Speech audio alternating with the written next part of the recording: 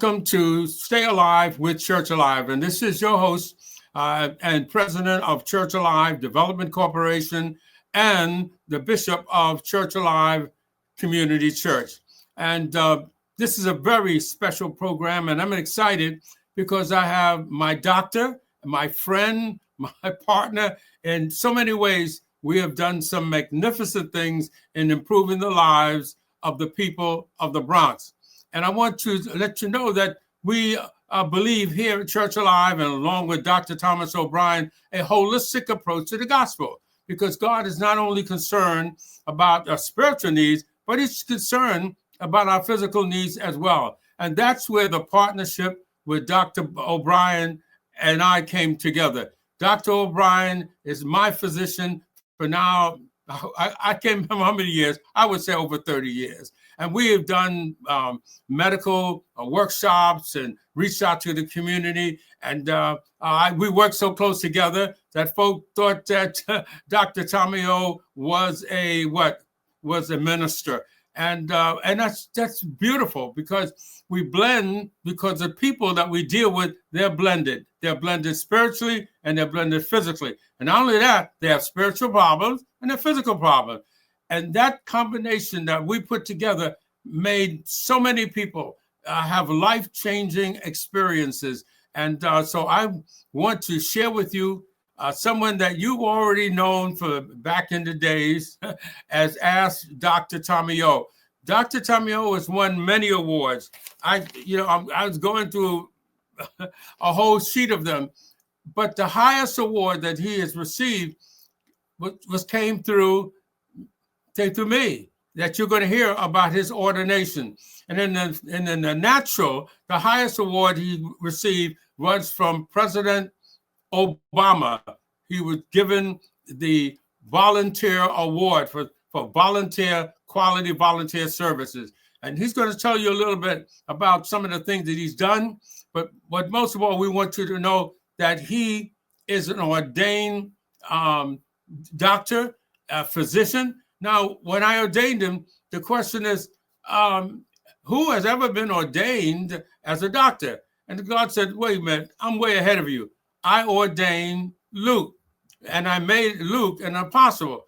And Luke was my physician, and he was a physician of all at that particular time. That is the disciples or whatever they need. And he was also holistic. And so who I'm going to introduce you right now is an epitome of Luke. And so at this time, I would like to present my friend and my physician, Dr. Thomas O'Brien. How are you, Bishop? Just fine. And I'm going to tell you I'm going to call you what everybody calls you, Dr. Tommy O, okay? And tell us a little bit of how things are going now and what you remember in our past. And then we're going to set the stage for that ordination service that we just had. Okay, go right ahead. Yep. Well, first, that introduction brought smiles to my face. I've missed that introduction. Right. The things that we did in the community and the shows and just the experiences and community outreaches that we've shared over the decades. Just listening just brought a smile and warmth. It just made me feel good. Right. What have I been doing? I don't even have to have glasses on. What have I been doing for the past, 10 years now? Well, I continued with our outreaches just in a slightly different platform. As I am known as Ask Dr. Tommy O, or passionately known as Dr. Tommy O, because I am a medical physician. And I specialized in family medicine. But I ended up opening up a practice. I closed my practice in Manhattan and I opened up a practice on Long Island after COVID hit. I ended up selling that office because I moved from Manhattan to Long Island, and it was easier for me to just open up, a practice close to where I live. Traveling an hour and a half each way was very difficult, especially I was 55 at the time. Now I'm 61, so it's even harder traveling distances. Right. Yeah, especially an hour plus, from where I lived into Manhattan or the Bronx. But I continued our outreach and I use a different platform. I don't have my TV show now. It's been on hiatus. And you and I worked together, and I won, as you know, I won 4 Beta Awards for the show. But Right. I went on to host my own radio show on a local radio station on Long Island called Ask Dr. Tommy O. In addition, to continue expanding my audience, I end up publishing 4 books. And the 4 books are Amazon bestsellers. All you need to do is type in Dr. Thomas G. O'Brien II, and then you'll see my 4 books appear.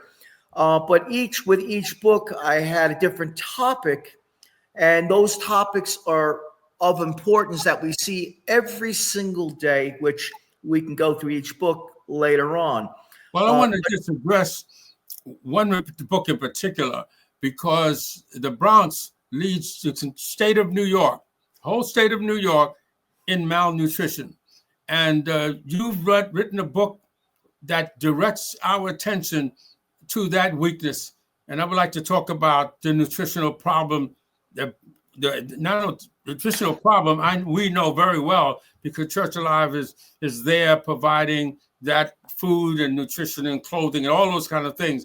But I want to know a little bit about the nutritional part in that book and your services that you're providing for the people. Yes. Well, the name of the book, the title is Bite Into a Healthier You, and it's improving wellness through diet and behavioral modification. You notice that I said diet and not dieting, because there's a difference between diet and dieting. I do not want my patients dieting. I want them to have a diet with behavioral modification. What that means is making better or healthier choices when they eat. Now, we know the Bronx is the unhealthiest borough in all of New York City and one of the unhealthiest communities in all of America. That's how significant it is. So what are we talking about? Number 1 in hypertension, number 1 in asthma, number 1 in diabetes, and even childhood diabetes, as well as obesity. So whether it's adult or childhood, number 1 in the city, as well as one of the leaders in the nation.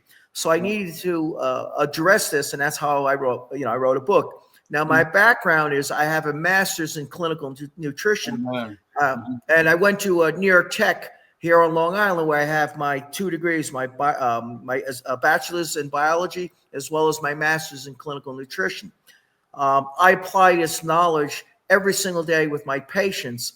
And in the book, I go over the guidelines, and then I introduce the topic, I educate you on the topic, and then I have case presentations where I show the reader how I apply, in this case, nutrition with my patients.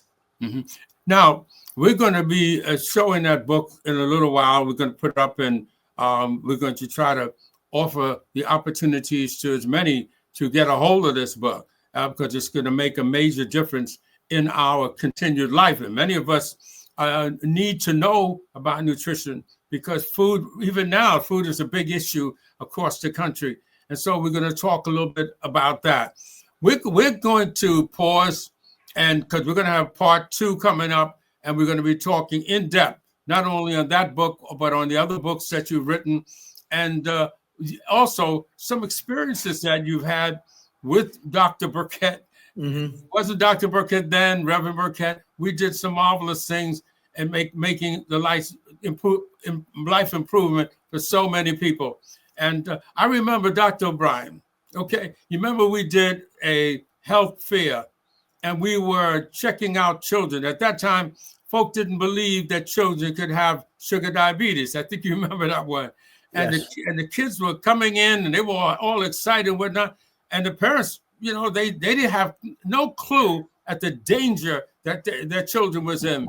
And I remember that when you got through screening them and testing them, and you were then able, I think it was probably the first doctor that unleashed the awareness that diabetes in the Bronx was rampant. Tell us a little about that. And then we're going to go into something I'm excited about. I got to do it. And that's the ordination service. Okay. Now, tell us a little bit about that. Yes. Well, let's talk about our relationship, and I'll go right into that. So, go ahead. you're being the spiritual minister, and a lot of the community started recognizing me as being the minister of health. Calling me minister. I'm like, no, I'm a physician, I guess, if you will, a minister of health, but officially just Dr. Tommy O. Right. But our relationship is more than it is really family. You're close with my parents. You speak with my parents, my father. Yeah. You're like my father as well. I look at you more than just a bishop, more than minister. I look at you as my father as well. Praise God. You've given me guidance and shown me and taken me under, as tutelage, giving me guidance on how to reach the community with our community outreaches, working together as a team. And this went on for decades. Now, what I was lacking, you had, and what you were lacking, I had. And that's how we worked together, meaning you had the spiritual healing aspect and I had the medical aspect, because of that was my training. So now we're going out and putting on large community outreaches. We're talking thousands of people that would show up, like Bronx Church Day. Thousands. Thousands would show up. Right. Okay. Now we would have, working with the New York Yankees and a few other organizations that helped us, giving financial resources that we needed, because these things cost money. You need permits. We needed food to feed people. We needed clothes, because we did the clothing outreaches. But in this particular case, we typically would do blood pressure and diabetes screenings, where we would check the blood sugar levels. And I couldn't even tell you how many times that we would check blood sugar levels and blood pressure levels, and they would be extremely high in the patients. The community, not the patients, but community had no clue they had hypertension or they had diabetes. And so what we would do is offer services. Now I would bring my team. I had medical assistants that would help, and we would screen as a big, large family, an extended family. And we caught a lot of individuals that just had uncontrolled blood pressure and blood sugars. And then, of course, at that particular time, I was practicing in the Bronx. So I would just say, come to my office. And a number of individuals from the Bronx came and became my patients that you and I screened out during our outreaches. Yeah, I remember coming to the office one time and it was all packed out. I walked in the door and everybody, I said, why you all here? Dr. Tommy O. I said, well, there's other doctors in the clinic. They said, no, we're not seeing those other doctors. We came here for Dr. Thomas O'Brien. And they would stay there for hours. But the love that you had for them and the knowledge that you give them, that wasn't getting it for nowhere. As a matter of fact, there was nobody else doing what you were doing back in those days. They weren't there. They weren't. Well, it wasn't just me. It was us. So you're right. It's us. The fact is, I just think of the sacrifice you made. And I remember you coming to me one time and you said, there's a problem in Haiti. I said, yeah. You said, they need water in Haiti. That's what we're going to do. He said, we're going to collect and we're going to send water to Haiti. I said, you were transforming. You were not just the local doctor, but you had a burden for places far off and even getting other medical groups together and having them to go to other countries to provide quality medical care. Dr. Tommy O, there's a reason why God ordained you. And it's just wonderful. Now, we're going to have to do the ordination in part 2, because we're going to do part 1. We've now, folks, you've got a chance to hear all the medical service and how we work together as a team. And but we're going to ask you to stay with us. We're going to go to part 2 in a few minutes, and you're going to experience something that I don't believe I've ever experienced, the ordination of a physician. But God said, this is my desire to do just that. And so I'm not sure how much time we have now in this segment, but we want you to stay. We're going to go to part 2. But if we have any time left to hear, I want to just take a break, and we're going to come back and we're going to prepare you for part 2. Now, before the fight, I noticed you were looking over the bodies Yes. of the boxers, and what were you looking for? Well, like I said in the first show, I'm looking for subtle changes. I'm looking at the musculoskeletal system. I want to make sure they're strong, that there's no injuries, there's no open wounds. Sometimes you could have a sore, and it could be weeping. You cannot compete. So I have to protect both boxers, from reducing risk. We don't want to spread infection. I'm also looking for neurological changes, and looking for subtle changes. As I stated before, that if there was a concussion or someone was what we call dazed and confused, there is a standard protocol that they cannot compete within a minimum of 30 days, and that they must be medically cleared before they can participate in the next event. Sure. So, going back in the days, we have to think about the famous show that was presented by Dr. Thomas O'Brien. And that show won 4 Beta Awards. And it was called Ask Dr. Tommy O. And O'Brien, tell us about this show and what was the impact that it has made on the people, and why it was so famous that it received 4 Beta Awards. And that Beta Awards are not easy to get because it's competitive. There are many other talk shows going on. And so to win it 4 times, that's significant. So tell us about Ask Dr. Tommy O. Sure. Well, we can go back to the very beginning. Right. I was working for a practice, and they were looking to market. And I was asked by the owner, would you be willing to go on a Bishop Birkett show and talk about health? I said, absolutely. I said, do you know what topic? He says, no, just give the bishop a call.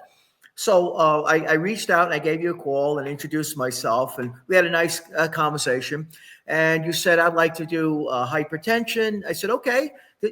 Is it all right if I bring my medical assistant? Then we can, demonstrate how to properly, perform a blood pressure and take a reading. And you said, absolutely. So I said, where do I need to meet you? And you said, okay, at Lehman College at the Bronx Net Studio. I said, okay. So we set up a date, and I remember going into the engineer room, and you had these big panes of glass looking down into a nice, fancy, real studio. All right. And I was with my medical assistant, and I looked at him and said, I wonder who's going down there. And we were kind of like a nervous giggle. And so in my mind, we were going to be in a small little, room, and just with a little camera, and you were just going to have a nice conversation, an interview. So then the engineers, they said, okay, come with me. So we go down these steps because, we were up very high, which is about 1.5 stories high looking down. Right. And the reason for that is because you have lights, so the lights have to be above, the cameras and the people who are hosting or being interviewed, the guests. So we go down, and all of a sudden the door opens up and we enter the room, and I look up like, oh boy, that's us. And then the engineer, whoever was working, said, yeah, this is you. I said, oh boy. He said, this is serious now. Right. So we did our first show together and hit it off. We had a really good time. And you called me, about a week later, and you said, Doc, Dr. Tommy O. And you said, you know what? The response was phenomenal. I said, would you, the feedback. I said, okay. He goes, would you like to do another show? I said, yeah, sure. What do you like to do it on? He goes, let's do it on diabetes. I remember. Right. So I said, okay, I'm going to bring my medical assistant on, and we can do a finger stick, and we can show you how simple a finger stick is, and get a blood pressure, blood sugar reading live on air. And so we had a fantastic show. And then mid-show, you made an announcement and said, you know what, Dr. O'Brien, I want you to be my doctor. From this point on, you're going to be my doctor. Right. And then you told everyone, all the viewers, if you want a good doctor, you make Dr. O'Brien your doctor. Right. I remember that. Yes. Now, here's the funny thing. Before the show started, because the studio's so hot, the lights are so intense. And when I had hair, I had gel in it. that literally I felt like my face was getting red and I was getting a tan. And I felt like the gel was melting. That's how hot it was. And everyone was laughing, and in the engineer booth they can hear the conversation, and then you started to giggle. And you kind of like laughed. And then later, after we had a fantastic show, I walked through the booth, the engineer room, and the guy said, "You made the bishop laugh." I go, "Yeah." And I go, "Is that okay?" And they go, "No one never makes him laugh. You had him laughing. That's good." I said, "Well, if we're gonna be together, we're gonna laugh a lot all the time." Right. And from that point on, we were a team, like the God Squad, and Right. that's what we would say. But under your tutelage, you co-hosted the show with me. You were teaching me how to introduce, how to carry a show, how to keep your host. I always say talking yourself into a box where you're having a conversation, you run out of words, and you have dead space or dead air. And It's a very awkward situation. So that was one of the teaching me how to guide individuals or guests not to talk themselves into a box, or if I see them starting to go down that route, Right. to pull them out. Yeah. So those were the skills that you taught me, so I can eventually host my own show. And then one day he turned around and he goes, "You're ready to host your own show." And that was after a year of having fun and really getting to learn how a show runs. And after a while, I started learning how to, change the camera angle, change the lights to get a better show, to offer something better besides the knowledge. You want to make it interesting and comfortable for your viewers. It needs to be fun. So I had my first show, and I had it with Joey Higgins, and someone I grew up with. He grew up only a few blocks away from me, and he's a retired Marine. Hoorah, Semper Fi. He's also FDNY, and he lost his brother in 9/11, and his father was also a fireman, and they were stationed in Brooklyn. So my first show, I was very comfortable because I had a guest I grew up with. He's like my older brother. He's 3 years older than I am, and so we grew up together. Just he was older. So from that point on, I was a host by myself. But again, under your tutelage, showing me and guiding me to be able to carry a show, at the same time spread the knowledge, because it's hard to juggle everything. The introduction, it's like a book. You have the cover, the introduction, the body, and then you have closure, and then you have the other. Right. So there's a lot to a show, and that's what you offered me, and you taught me that. I'm not formally trained. I went to medical school. I was a biology major, and then from that point on, we had shows, and the type of topics we chose was very common in the community. So it was important, and then whatever was cutting edge, something that happened. So a new technology, or if something happened in the community, immediately we addressed it with a show. We weren't lacking a year later. So something happened in the community today. We were on the phone that night, 12 o'clock at night, saying, let's put together a show, let's bring in experts, and let's address this concern. This is now, we need to address it now. And so that's what you and I did. And eventually we had the show. I'm sorry. And that show, and the next year won you 4 Beta Awards. Yes. Beta Awards. And and we got one more minute there, because I want to throw out something. Something happened to you one day when you were walking down the street, and somebody stopped you, and they asked you a question that we're going to go into the next segment, which is your ordination. All right? Yes. You weren't ordained that time, but what did that person tell you? Yeah, so I remember I just was walking back to the office. I just had lunch. I completed my lunch, and literally I am across the street from the entrance to the building. And there was a community member walked over. He goes, "Hi, Dr. O'Brien." He goes, "I saw your show. I love your show. I didn't know you were a minister too." And I didn't know what to say. And then I paused and I said, well, I guess Minister of Health. I said, but no, the bishop, he handles the spiritual healing, the ministry aspect, and I handle the medical aspect. And he's like, oh, so after that, when I crossed the street, I was thought to myself, I said, wow, we're really touching people. This is becoming really deep. This is becoming spiritual. We always say the mind, body, and spirit, the mind, body, and soul. I said, we are now hitting all three. Exactly. Mind, body, and spirit. And immediately I called the bishop once I was back in my office and said, this is what just happened, literally 5 minutes ago. Well, it took a little while for God to say, I'm going to put the label on it. I'm going to have you ordained. So just we're going to part 2, we're coming up. So folks, you stay right with us, because you're going to witness what God called almost 15 years ago. It came to pass.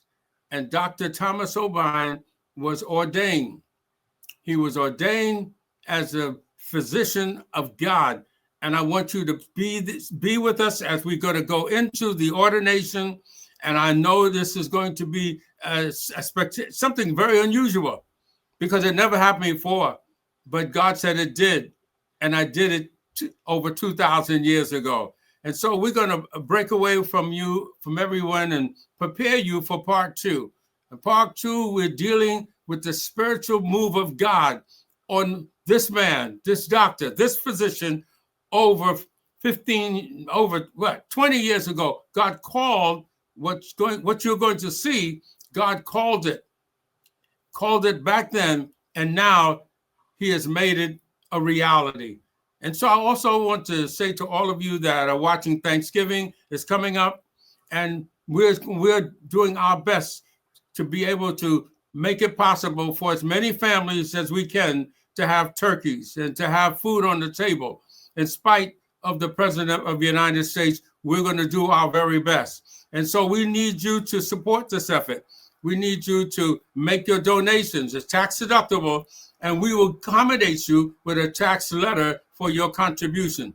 Now, come on the screen. You're going to see on the bottom how you can send your donation. And the donation would go to churchalivecc@yahoo.com. churchalivecc@yahoo.com. Excuse me. churchalivecc@yahoo.com. That's going to come across the screen. And also coming across the screen, we have a GoFundMe.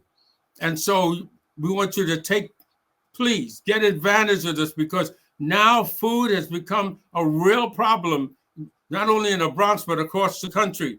And Church Alive has 12 food pantries that we supply food for, these 12 pantries. But we can't supply and keep those food in those pantries unless you're able to support Church Alive. We're the hub. We want to thank you so much for allowing us to bring this ministry into your homes. And we're going to come right back, and you're going to get part 2, which is of God, the ordination of Dr. Thomas O'Brien II.